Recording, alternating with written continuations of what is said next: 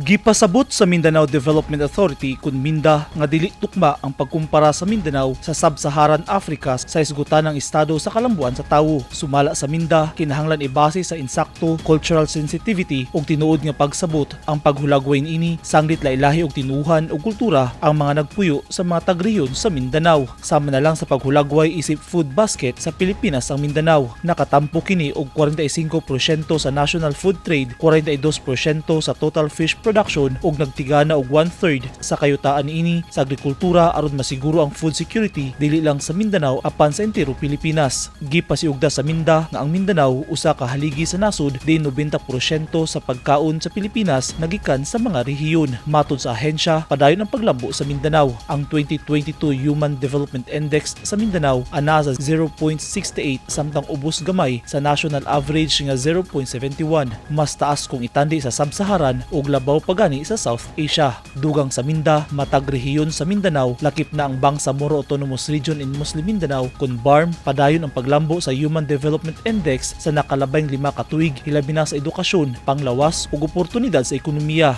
Giawhag sa Minda ang mga Pilipino, hilabi na ang dunay impluwensya sa publiko nga tan-awon ang Mindanao isip yuta sa oportunidad ug paglaom. Kahinumduman nga nag-viral sa social media ang komento sa political analyst ug media nga si Richard Foronda Hidarian ato sa iyang interview sa international media ngayang gikumpara ang Human Development Index sa taga Mindanao ngadto sa Sub-Saharan African level nga ubos ang paglambo. Ang pagkumpara ni Hidarian nahitabo ato sa pag-aresto kang kanhi President Rodrigo Duterte. Pero sa Facebook post ni Hidarian sa iyang page, gipasabot niini nga ginatwist ang iyang komento ug nadismaya sab siya sa mga trolls. Sumala sa Minda, dili angayang i-generalize ang usa ka lugar ug isalikway ang dignidad sa mga padayong naningkamot alang sa maayong kaugmaon sa Mindanao nga Pinoy-anan sa 26 milyon ka mga Pilipino.